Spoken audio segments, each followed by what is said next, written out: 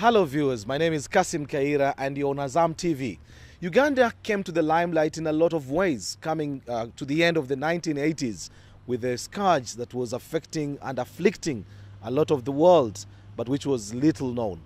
Uganda took up the fight against the acquired immunodeficiency syndrome, or AIDS, and started talking about it. It was not easy, especially in a community or in cultures that would stigmatize a person who looked slightly different from who they are.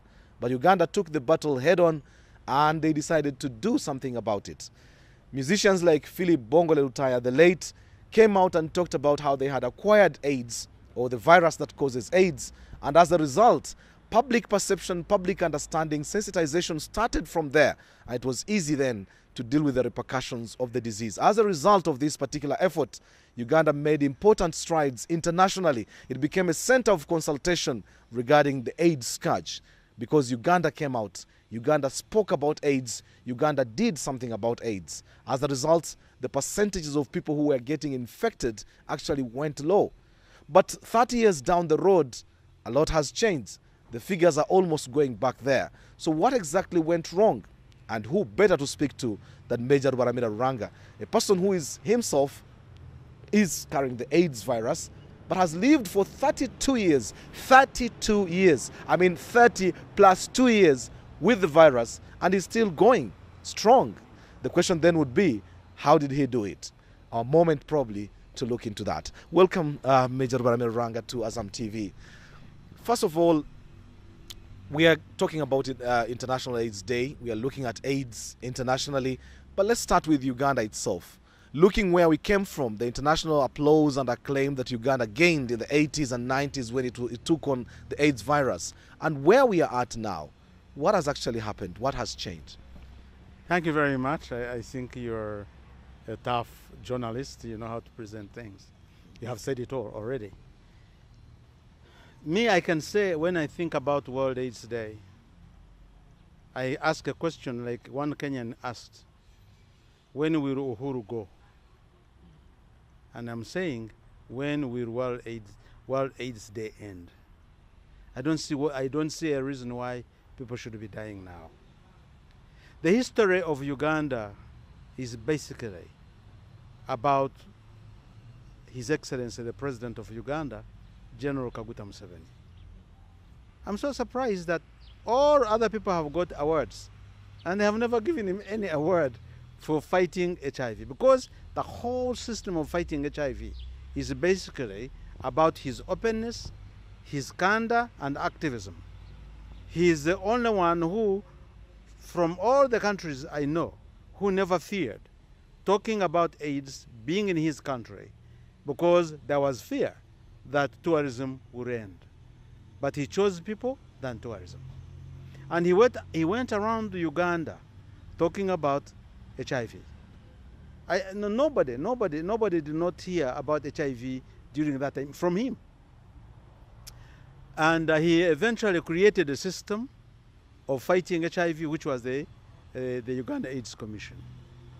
And all other countries actually did copy that. There are commissions all over the world. But all that started from here.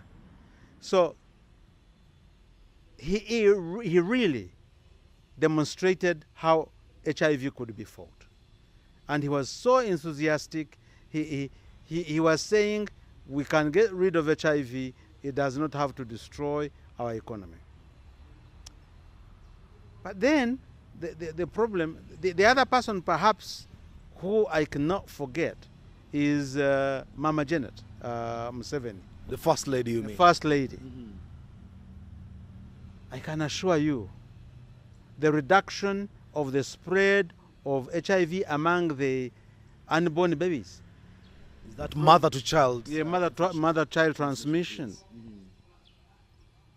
Mm-hmm. Really, the way he has taken it from 28% to 3% is unbelievable. Herself, you know, she of course mobilizes people, but she does it herself. So our problem in this country and the spread of the virus now is, by the way, so bad because we are told just the recent survey indicates that 570 young girls, that is about 14 to 20, are getting infected every week. Not every month, every week. That's about, I think, 48 girls being infected every day. And for me, that is horrific. Why should this happen? And yet we have got a whole Uganda AIDS Commission. My view, as a person who has lived with HIV for the last 32 years, and that's a long time, and I have not lived with it lying down. I have fought, and I continue to fight. But my view is that we took money to be more important. The international community, because of looking at what we had done, responded very favorably.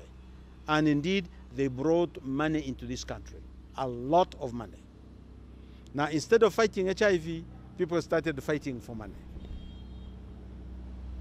So money that was brought is what has actually helped the virus to spread. Because people no longer really care, as it were. No innovations.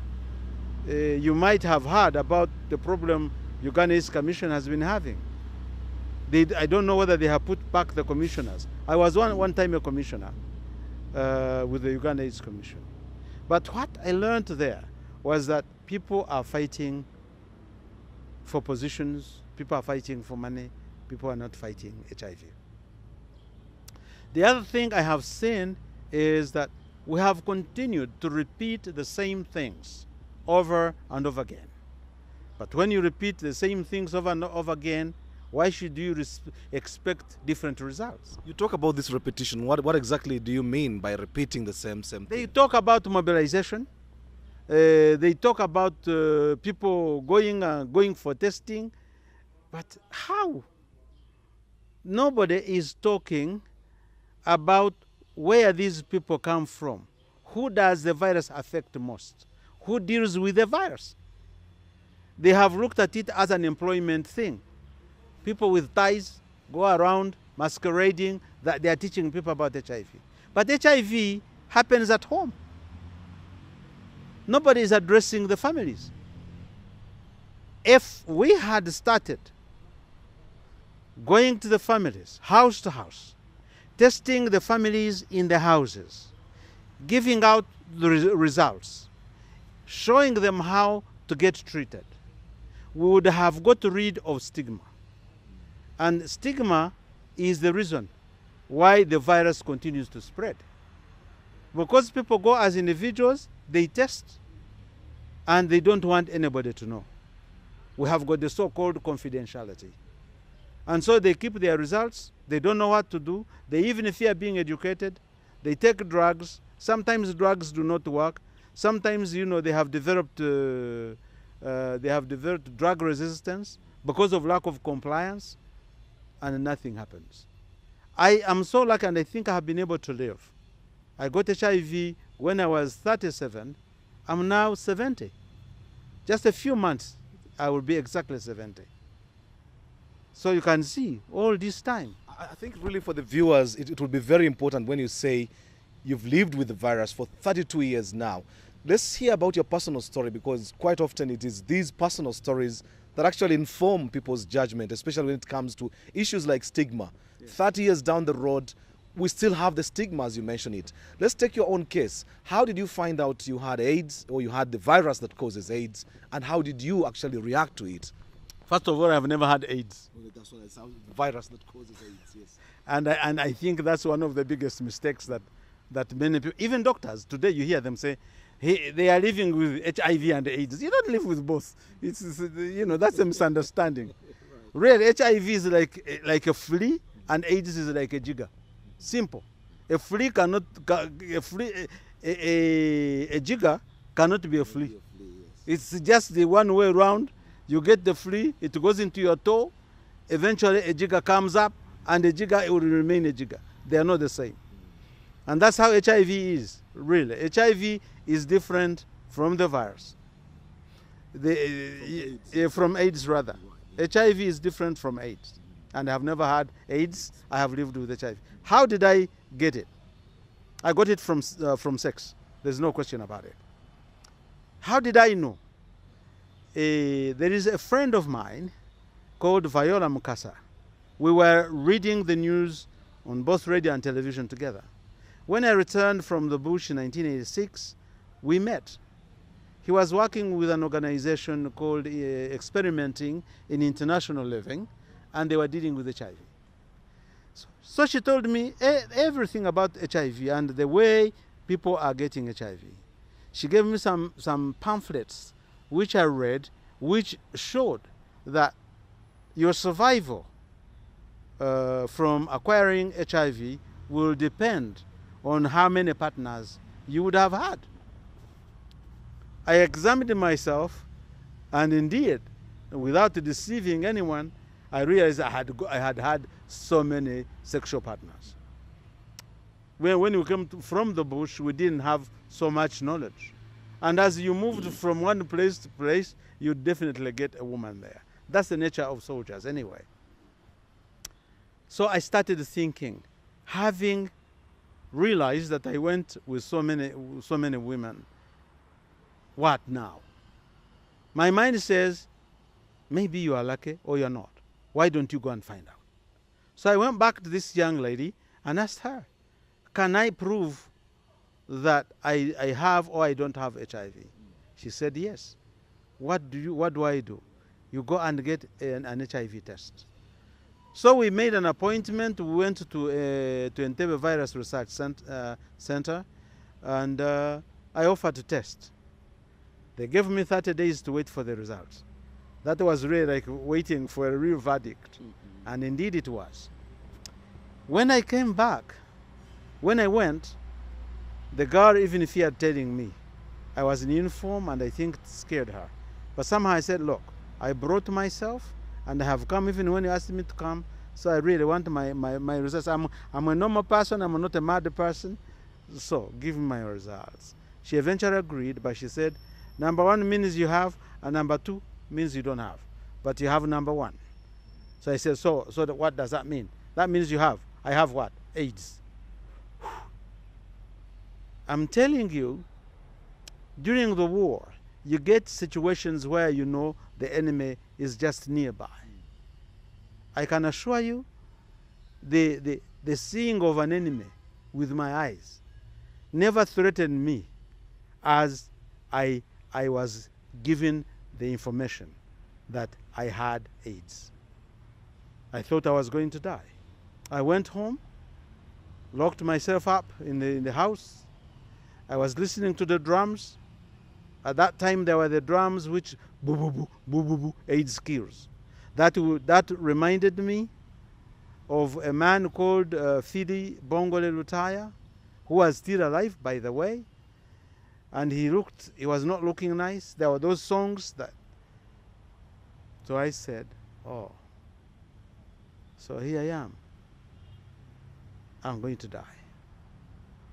I went to some professors who were my friends, but my doctors as well. How long am I going to live? The professor told me, if I'm lucky, I may live for about 3 years. That was a death sentence, wasn't it? So I now looked. Maybe the soldier in me says, are you going to die while lying down? Is there anything that you can do for your family for the 3 years that you're going to go? Wake up. Yes, I did wake up, despite all the horrible things that would happen as you walk. So before we go into the detail of what you actually did when you woke up, let's take it to the family. When did you decide to tell the family about it? 2 weeks you are locked inside thinking about what is going to happen, thinking about destination next. How did you face up to your family, to your wife, and actually break this particular news? And how soon did you do that? Actually, very soon. I think that's one strange about me. If I have something and I know it is wrong, my conscience will never allow me to keep it. I think I need to get rid of it, and that's the way to overcome it. My wife was not around at the time. She was living in the village somewhere. I called her, and so we sat, and I sat with her and said, "Look, I have tested, and they have told me I have this virus they are talking about, the virus that causes AIDS, but they understood it as AIDS. So I told her, I have AIDS. We need to find a way we can survive. I have a few years to go. But while those years are there, what are we going to do?" And it seems my talking about what we need to do helped her not to get real shock. But she eventually got the shock much later. So I told her, my children were still very young. The firstborn was about 11. I think he's now 43. And so I determined to live. My other thinking was, can you go and find out whether there is any institution that is advancing more knowledge about this? And indeed, I made inquiry, and I found out about the AIDS Support Organization, TASO. So I went there.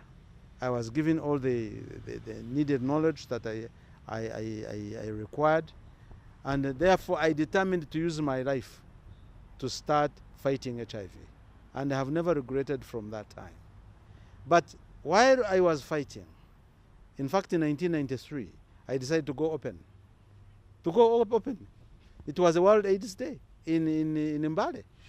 I went to the power pit and told people, look, you are talking about HIV. I think there is something we don't know. You can have HIV and still look all right. And that's what I look. But I actually have tested, and I do have HIV. Did people not flee away from you, given the kind of stigma that is within society? Not immediately there, but thereafter, people indeed ran away from me. Even in the army that I worked for, you know, I really got banished. That's the best term. I got banished. I remained alone. Okay, I even lost the unit I was working for. Nobody cared about me. How did that feel for you? Did you feel like probably you had made a wrong decision, or actually it gave you more resolve now to go on fighting the battle that you wanted to fight? No, the advantage I had is that I already had some training in counseling. And that educated me, the way human beings think. So I didn't expect any less. I knew I would be persecuted. So I was prepared for it. But His Excellency the President, again, acted in his usual unique way. Because he gave me support, I started an organization of people living with HIV and AIDS, and he gave me the first support that I used to be able to start an organization, the National Guidance and Empowerment Network of People Living with HIV and AIDS. But then later in the time, I think the spread went on, and I think it affected the army. Then the army decided somehow to reduce on the army. But it seems the purpose was to remove the people who are living with HIV. I was working with Joint Clinical Research Center, and I was in charge of counseling. So as they came, everybody that I saw was HIV positive. I said, so there is something. And I got angry. And now the saying was, training a person who has HIV is like fetching water with a leaking bucket or basket, something like that. I didn't like it. So for sure, one thing is that I was prepared to fight. And I expected that I would be persecuted. But with that power that I already had gathered in my mind, I was able to defeat all this. Maybe I hear people say, but why have you remained a major for all these years? And what I tell them, but you see, when I got HIV, I lost the unit that would promote me. So I couldn't be promoted, and I'm not surprised about it. But that is exactly now, what happened. Looking at the professors who you had consulted immediately after you realized you had caught, you had been infected with HIV, telling you that the maximum you would have expected to live was 3 years. Looking down 32 years, how does that feel for you, and what sort of message do you think does it give to people out there who might be fearing for their lives? Me, I think the doctor who first told me about my dying is not alive, unfortunately. He died. And many others have died. I'm still alive. But the message I get is that we still have a problem with ignorance. We still have a problem that we have not taken the problem to the families. HIV can be fought in a family. HIV cannot be fought just publicly like that. You go and talk and people internalize. Because this is about human behavioral construct. Human beings don't change just like that. My view is, if we had started a domicile system where you go from house to house, put the family together, go through counseling, test them, give them the results, then they know one of their own lives with HIV. First of all, as the Bible puts it, love never fails. They would look after their own. They would give this person comfort. That comfort the person will get will give him or her confidence. And I can assure you that would become the end of stigma. Stigma is the reason why the spread goes on. Because people test as individuals and they don't want to talk. There is so-called confidentiality, hey, don't talk. And Pumbe, the people are nurturing a problem. They are nurturing fear. And this fear remains and people lose hope. Those who do not lose hope also think that they should not die without having a child. So, but he knows if he or she knows if she says she has HIV, she may not get a partner, to be able to have a child. So they all keep quiet, but they all go on having sex. And that, people talking about condoms, what? But you cannot have a condom when you want to have a child. I have had 6 children when I am like this. And the mother is not infected. So knowledge is power. And knowledge is what people need. I would even advise doctors to give people all the information they need instead of giving them orders. Sometimes the doctors behave like demigods. Don't do that. If you do that, after some time you're going to infect. I have lived with my wife now almost 18 years. We have had children. She's not infected. And the only reason is simple. I take drugs the way I am supposed to take them. As per prescription. As per prescription. Compliance and adherence is the answer. And I do that because I do it collectively. My wife, my children know I have the virus. And I cannot forget, because if I did, they would tell me, Daddy, hey, you have not taken your drugs. So I cannot forget taking my drugs. My CD4 counts, I think, are the best. I have gone up to 1,989 CD4 counts. Some people who do not have HIV do not have those CD4 counts. In real effect, I live a normal life like any other person.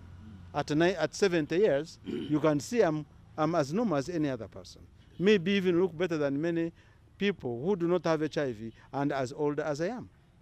So maybe it narrows down even to the kind of lifestyle that you lead. Absolutely. Probably that's the secret that you've had, like sort of being able to do that. Absolutely. Maybe viewers then would want to know, what have you done so rightly that has actually kept you in this particular shape, other than the mindset which you sort of corrected immediately when you decided to take on the fight? What else have you done in terms of your lifestyle? Is it the feeding? Is it the sleeping? What exactly are you doing right that most people are missing on? The main thing that people need to go to is to examine how they eat. How we eat affects our lives. I am so careful. I don't go for the fancy foods that people talk about, eggs, milk. I don't take milk, by the way. I left milk because of fear of cholesterol. I don't take a lot of meat. I take maybe meat maybe once in a week. I take some fish, but generally I eat the ordinary things like beans, beans mixed with maize. You know, the kind of things that that do not cause a lot of cancers, a lot of cholesterol, which eventually cause the weakness that we have. I used to drink a lot. At least sometimes on a weekend I would drink about 25 bottles of beer.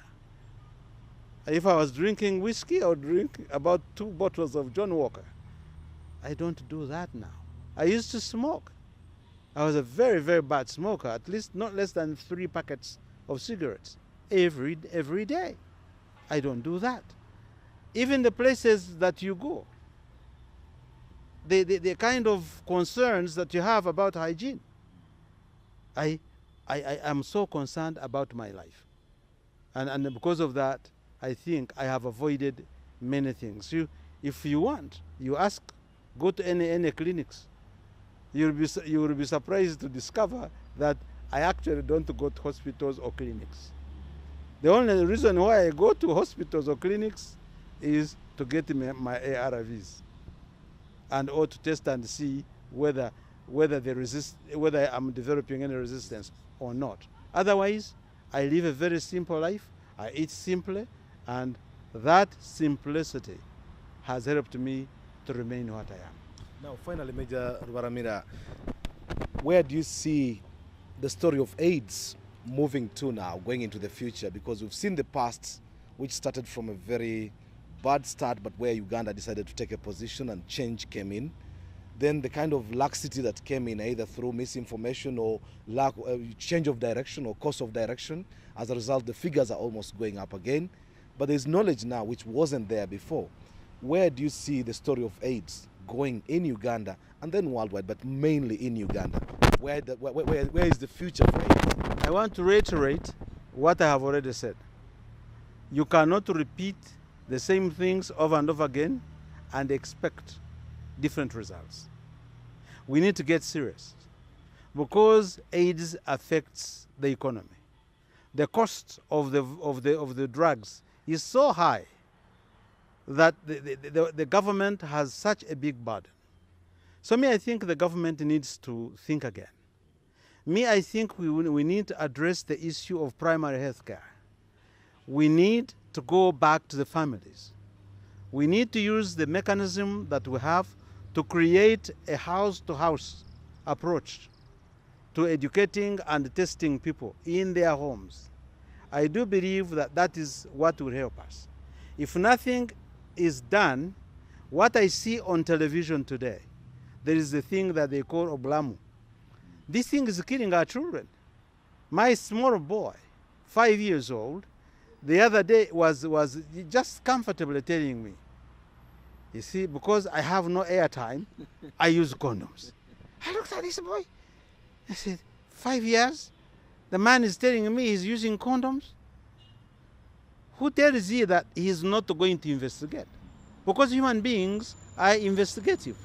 And yes, and the curiosity, unfortunately, never takes us to the humble way.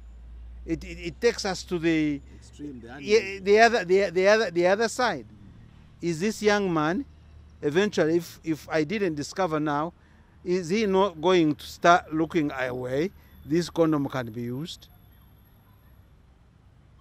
Is it possible that people will use condoms forever and they don't go without them? Because I know they may use condom for a while, but after gaining confidence among themselves, they throw away the condoms because condoms are cumbersome.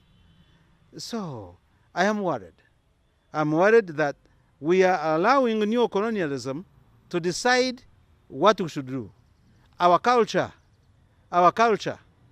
has been totally eroded. I love the Islamic culture because I have seen many families.